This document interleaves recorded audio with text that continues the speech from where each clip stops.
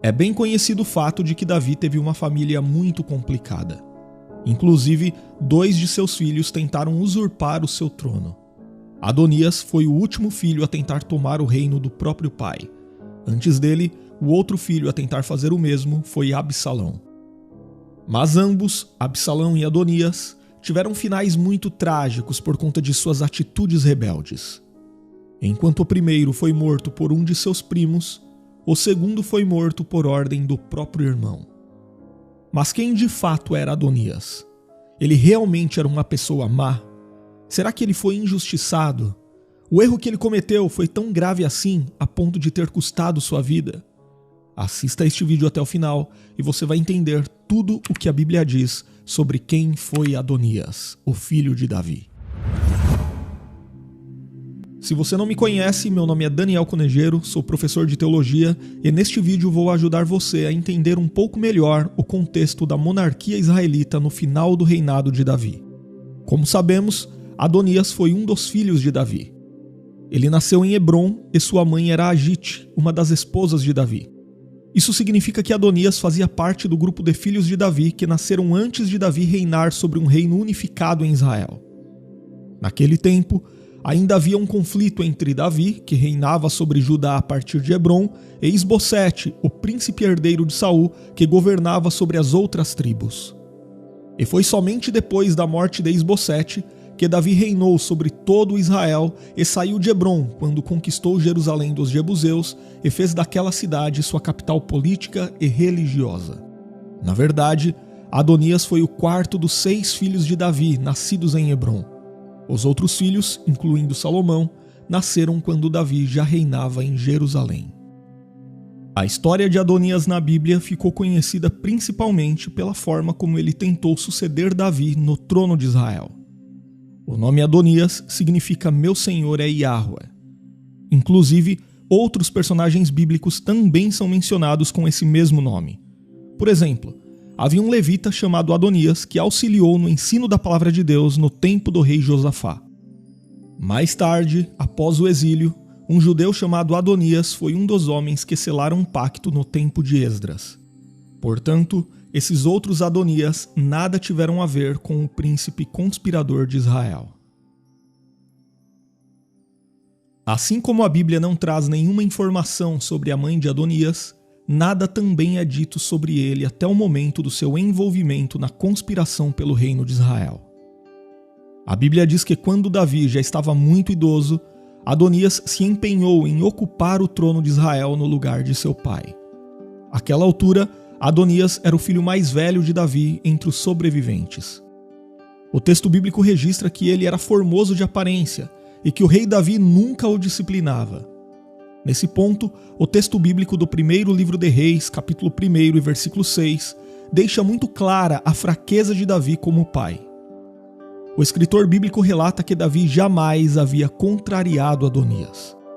Então, em seu plano de assumir o reino, Adonias reuniu cavaleiros, carruagens e 50 homens para irem adiante dele, num ato de ostentação e campanha pública de suas intenções. E ainda contou com o apoio de Joabe, que era o comandante do exército israelita, e também com o apoio de Abiatar, um sumo sacerdote. Mas nem todos em Israel aceitaram as pretensões de Adonias. Na verdade, outras pessoas importantes e influentes na corte israelita, como generais, sacerdotes e os valentes de Davi, rejeitaram Adonias. No entanto, Adonias conspirou para subir ao trono e tentou reunir aliados em Rogel, dando um grande banquete aos príncipes e poderosos do reino. Inclusive, ele cuidou de deixar de fora de sua celebração qualquer opositor de seu plano, e por isso o profeta Natã, o sacerdote Zadok, Benaia e Salomão não foram convidados. E diante desse movimento de Adonias, rapidamente o profeta Natã e Batseba, a mãe de Salomão, pressionaram a Davi para que ele oficializasse Salomão como novo rei. Dessa forma, Davi deu ordens para que Natã, Zadok, Benaia e seus servos colocassem Salomão sobre sua mula real e o levassem a Gion, onde ele deveria ser ungido por Zadok e Natã como rei sobre Israel. Os aliados do rei Davi então fizeram conforme suas ordens, e Salomão foi ungido rei, e todo o povo reconheceu sua coroação com uma grande aclamação. Adonias soube da coroação de seu meio-irmão Salomão enquanto ainda estava reunido com seus apoiadores. E diante daquela notícia, os convidados de Adonias rapidamente foram embora.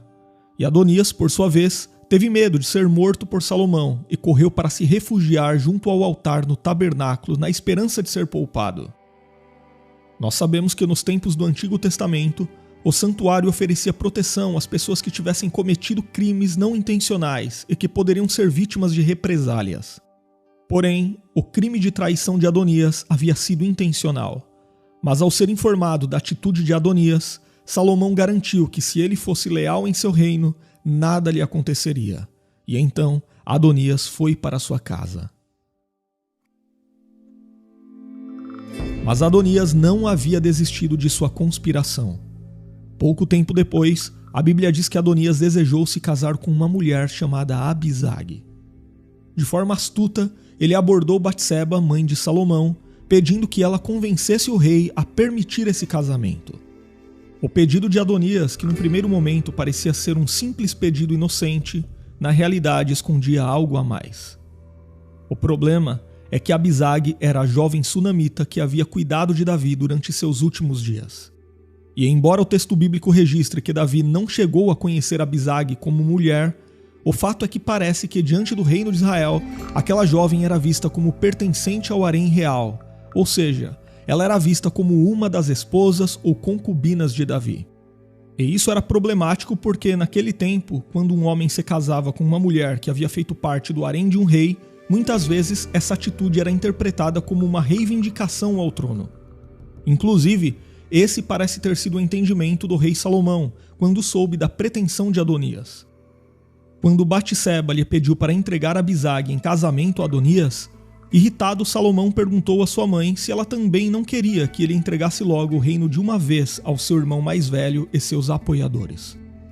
Além disso, se estiver correta a ideia de que Abisag realmente fazia parte do harém real, então, àquela altura, após a morte de Davi, ela estava sob o domínio de Salomão. Portanto, para Salomão, aquele pedido era parte de uma grande conspiração, e autorizar o casamento de Adonias com Abisag implicava em abrir mão de seu reino em favor de seus opositores.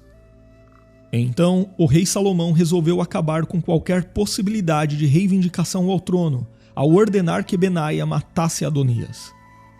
No entanto, Salomão sabia que Joabe, aquele que havia sido comandante do exército de Israel durante o reinado de seu pai, e o sacerdote Abiatar também precisavam ser impedidos. Definitivamente ele não teria tranquilidade sabendo que homens tão influentes como Joabe e Abiatar eram opositores ao seu governo no meio de Israel. Além disso, Joabe ainda precisava ser punido pela forma traiçoeira como havia matado os comandantes Abner e Amasa, e o próprio Davi aconselhou Salomão a resolver essa questão. Então, Salomão aproveitou a oportunidade e ordenou que Benaia, o rival militar de Joabe, o matasse, e expulsou o sacerdote Abiatar para Anatote.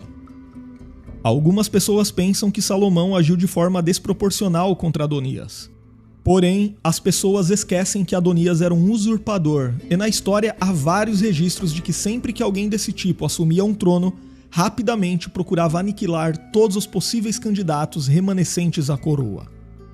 Batseba tinha razão ao se preocupar em ser tratada como traidora juntamente com seu filho Salomão, numa possível ascensão de Adonias ao trono. Inclusive, o próprio Adonias pensou que isso poderia ocorrer com ele quando soube que Salomão havia sido coroado. Salomão, porém, num primeiro momento, agiu com misericórdia, embora Adonias não tenha aproveitado essa nova chance. Além disso, Adonias foi alguém que se autoproclamou rei sem a aprovação de Deus. E acontece que, ao se autoproclamar rei, Adonias se levantou contra o propósito do próprio Deus que já havia revelado sua vontade pela escolha de Salomão para suceder Davi. E aqui não podemos nos esquecer de que, naquele contexto, rejeitar a quem o Senhor havia escolhido e ungido para dar sequência à dinastia de Davi, da qual posteriormente o Messias haveria de vir ao mundo, era o mesmo que rejeitar o próprio Deus.